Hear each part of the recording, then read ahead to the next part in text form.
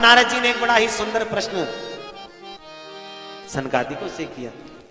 सनकादिकों से कहते, महाराज मैं ये तो समझ गया कि भगवान भागवत की कथा को सुनकर के कैसे ज्ञान वैराग्य स्वस्थ हो जाते हैं, पर मैं ये भी जानना चाहता हूं कि क्या भागवत किसी पापी को भी तारती है? क्या किसी पापी का उद्धार भी भागवत में सामर्थ्य है कि किसी पापी का भी उद्धार कर दे? हंसने लगे सनकादिक। अरे नारद जी, तुम पापी की बात करते हो, हम कहते हैं अपने जीवन काल में जिसने कभी पुण्य ना किया हो और मरने के बाद यदि वो भागवत की कथा को सुन ले, मरने के बाद यदि वो भगवान की कथा को सुन ले, तो वो भी जीवन में मुक्ति को प्राप्त कर लेता है। तो जीते जी कोई भगवान की कथा सुन ले तो उसे कैसे मोक्ष नहीं मिलेगा? हमारे पास तो एक ऐसा उदाहरण है जिसने मरने के बाद भागवत की कथा सुनी और उसका कल्याण हो गया। सनकादिक कहते हैं, नारद जी ऐसी भागवत की कथा है। नारद जी ने कहा, हमारा तो कोई प्रमाण है आपके पास इसका कि भागवत कथा सुनने से मरने के बाद भी लोगों को मुक्ति मिल जाती है? सनकादिक कहते, सुनो, आज हम आपको एक सुंदर इतिहास सुना रहे हैं और ये इतना सुंदर इतिहास है कि इसके सुनने मात्र से पापों की हानि हो जाती है। अत्र ते कीर्ते श्याम इतिहासं पुरातनम् यस्य श्रवण मात्रेण पापहानि प्रजायते। ये इतना सुंदर पावन इतिहास है ऋषियों, किसके सुनने मात्र से पापों की हानि हो जाती है। ध्यान से सुनना ऋषियों। एक तुंगध्वज नाम की नदी के किनारे एक पंडित जी रहते थे जिनका नाम था पंडित आत्मदेव शर्मा। इतने विराट विद्वान थे, महाराज द्वितीय भास्कर के समान इनकी ख्याति थी।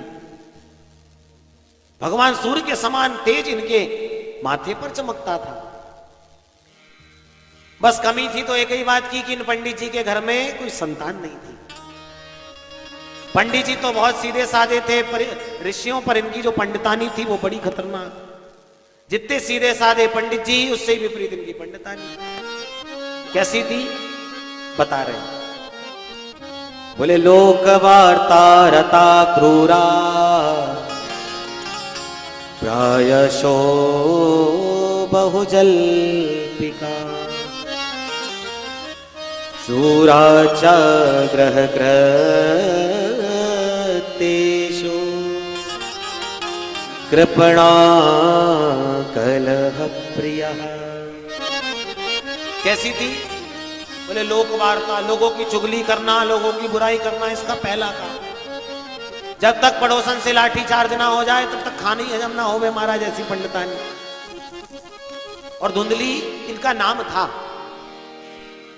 और लोग जब ये लड़ने का इसका स्वभाव था ना, तो कुछ महिलाओं ने तो इससे बात करना ही बंद कर दिया। ये बड़ी लड़ती झगड़ती है, इससे बात ही मत करो। और जब लोगों ने लड़ना झगड़ना बंद कर दिया, बातचीत करनी बंद कर दी, तो अनायास ही लोगों से लड़ने लग जाती। पहले के जमानों में आग मांगने का काम चलता था। जब माताओं का भोजन बन जाता था चूल्हे में, तो आग को दबा करके रख देती थी। और जब जलाना होता था तो आग को बढ़ा करके लकड़ी लगा करके फूंक मारती थी, तो आग खुद जल जाती थी। एक दिन धुंधली महाराज अपनी पड़ोसन के यहाँ पर आग मांगने चली गई।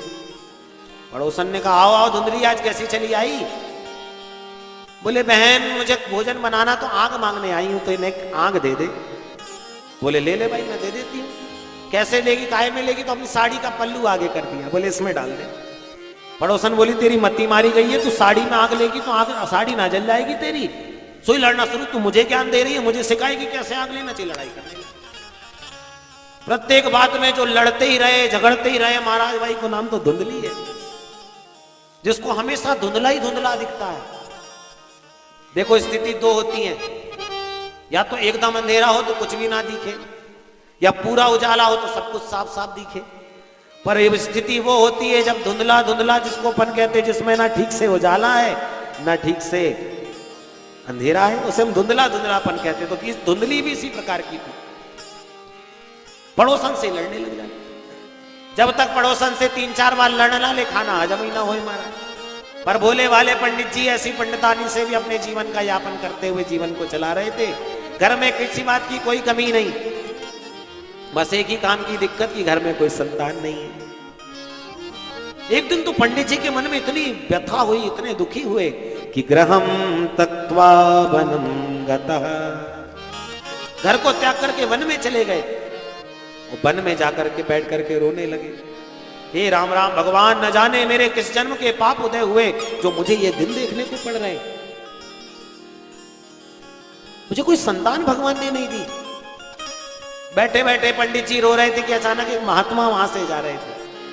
महात्मा ने मोटा सा यज्ञोपवीत ब्राह्मण के गले में देखा, समझ गए ये कोई ब्राह्मण है, हो सकता है भगवान की कृपा पाने के लिए रुदन कर रहा हो।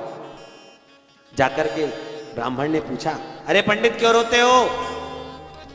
कथम रोदसी बे प्रत्वम काते चिंता भलीयसी पदत्वम सत्वरम मह्यम स्वस्य दुःखस्य कारणम्। अरे ब्राह्मण क्यों रो रहे हो? सत्वरम मत, शीघ्र में बताओ कौन सी चिंता तुम्हें सता रही है? ब्राह्मण रोता रोता बोला, क्या बताऊं महाराज, न जाने मेरे कौन से जन्म के पाप उदय हो गए। महाराज मेरे घर में किसी बात की कोई कमी नहीं, बस समस्या है तो संतान की। मेरे घर कोई संतान नहीं है, मैं बड़ा ही दुखी रहता हूं महाराज। घर में एक गाय पाली, उसको भी कोई बछड़ा नहीं होता। घर में एक पेड़ लगाया, उसमें भी फल नहीं होते। तो महाराज बैठा बैठा एक ही चिंता कर रहा हूं कि मेरी कब संतान होगी, मेरे घर कब पुत्र होगा। ब्राह्मण सोचने लगे, संत सोचने लगे, राम राम हम तो सोच रहे थे कोई बैठा बैठा भगवान की प्राप्ति के लिए रो रहा होगा, पर यह तो पुत्र पौत्र आदि के लिए रो रहा है, क्या करें? समझाने लगे, रे ब्राह्मण ये बेटा बेटियों के चक्कर में मत पड़ो। राजा सगर के 60,000 पुत्र थे, पर किसने साथ दिया? सब भस्मीभूत हो गए। अरे ये बेटा बेटी कोई चक्कर में नहीं आते, इस संसार में कोई भी काम नहीं आता भगवान के अलावा। इसलिए सुख मस्ती विरक्त से मुनि एकांत जीवना, एकांत में शांत नितांत बैठ करके भगवान का भजन करो, यही सार है, बाकी सब बेकार है। ब्राह्मण बोला, सुनो महात्मा जी, ऐसे बड़े बड़े उपदेश देना मुझे भी खूब आता है। अरे तुम बाबा बैरागी पिता बनने का सुख जानती क्या हो आप? छोटे छोटे बच्चे पापा पापा मम्मी मम्मी कह के तुतला तुतला के बोलते, इतना अच्छा लगता है, कानों में रसगुल्ला सा घुल जाता है। तुम बाबा बैरागी क्या जानो बेटा बेटियों का सुख? महात्मा जी मैं तो बैठा बैठा एक ही प्रार्थना कर रहा हूं कि मेरा कोई संतान हो जाए, मेरी कोई पुत्र हो जाए। ब्राह्मण समझा रहे, अरे देखो देखो पंडित, ये सब अच्छी बात नहीं है। पर ब्राह्मण ने तो जिद लगा के रखी, नहीं महाराज मुझे तो संतान चाहिए। ध्यान से ब्राह्मण के मस्तिष्क की रेखा संत ने पढ़ी, महात्मा ने पढ़ी और कहने लगे, रे ब्राह्मण तेरे मस्तिष्क की रेखा बता रही कि इस जन्म में नहीं, अपितु 7 जन्मों तक तेरे इस भाग्य में संतान के योग नहीं है। सप्त जन्मावधीतम पुत्रो नहीं बचे, नहीं बचे। अब तो और भी ज्यादा दुखी हो गया, राम राम अभी तो मेरा दुख इतना था कि मेरी संतान नहीं, और आपने तो 7 जन्मों की बता के मेरे दुख को और भी बढ़ा दिया। अब मैं यही सिर को पटक करके अपने प्राणों को त्याग दूंगा, और जब मैं मरूंगा तो मेरी मरने की ब्रह्म हत्या आपको लगेगी महाराज। महात्मा सोचने लगे, राम राम लेना एक ना देना दो, हम अपने काम से जा रहे, अपने काम से आ रहा भैया, हम अच्छे भले अपने काम से राम जा रहे थे और खामा का ब्रह्म हत्या हमने मोल ले ली, हमें क्यों ब्रह्म हत्या लगेगी? बोले महाराज मेरा दुख अभी छोटा सा था कि मेरी कोई संतान नहीं, पर 7 जन्म का बता के आपने मेरे दुख को डबल कर दिया, इसलिए अब मैं अपने प्राणों को त्याग के यही मरूंगा और इसका फल आपको मिलेगा। अब तो महाराज महात्मा घबरा गए, घबराने से कहने लगे, नाना ब्राह्मण ऐसा कुछ मत करना भैया, हम भगवान से प्रार्थना करते तेरे घर जरूर संतान होगी। तुरंत झोली से एक फल निकाला और फल को निकाल करके ब्राह्मण की झोली में डाल दिया। हे ब्राह्मण ये फल को ले जाके अपनी पत्नी को खिला देना, यदि भगवान ने चाहा तो तेरे घर निश्चित रूप ही संतान होगी। ब्राह्मण तो प्रसन्न हो गए, वाह महाराज मैं जानता था यदि आप जैसे महात्मा प्रसन्न हो जाएं तो सारी समस्या को दूर कर सकते हैं। अच्छा महाराज अब ये बताइए कि मेरी पत्नी जब इस फल को खाएगी तो इसमें कोई नियम धर्म तो नहीं करने पड़ेंगे? महात्मा कहते हैं एक टाइम भोजन करना, भूमि में शयन करना, ठाकुर जी का पूजन करना, यदि ये 2-4 नियम तेरी पत्नी ने किए तो तेन पुत्रोति निर्मला, बड़ा सुंदर बेटा हो जाएगा। ठीक है महाराज। पंडित जी आनंद से झूमते हुए दौड़ते हुए प्रसन्न होकर के आए। अरे मेहर सुनती हो, जल्दी बाहर आओ, क्या लाया हूं देखो। धुंधली दौड़ी दौड़ी आई, क्या लायो? बोले फल लाया। बोले महाराज आवाज तो ऐसे लगा रहे थे जैसे मेरे लिए 9 लाख का हार लेकर के आए हो। ये फल का मैं क्या करूंगी, क्या फल नहीं देखी मैंने कभी, ले जाओ। पंडित जी बोले अरे पंडितानी ऐसा वैसा फल नहीं है, महात्मा का प्रसाद है, एक महात्मा ने मुझे प्रसन्न होके दिया है। यदि इस फल को तूने खा लिया तो हमारे घर निश्चिंत संतान होगी, बेटा होगा। ओहो ऐसा है? बोले हाँ। अच्छा तो महाराज देखो मैंने अभी नहाया नहीं है, सबसे पहले मैं स्नान करूंगी, ठाकुर जी का पूजन करूंगी, फिर भगवान को भोग लगाऊंगी, और जब प्रेम से सब कुछ हो जाएगा फिर प्रेम से पाऊंगी। पर देवी पा जरूर लेना, देखो संत का प्रसाद है, छोड़ना नहीं। बोले हाँ महाराज जरूर।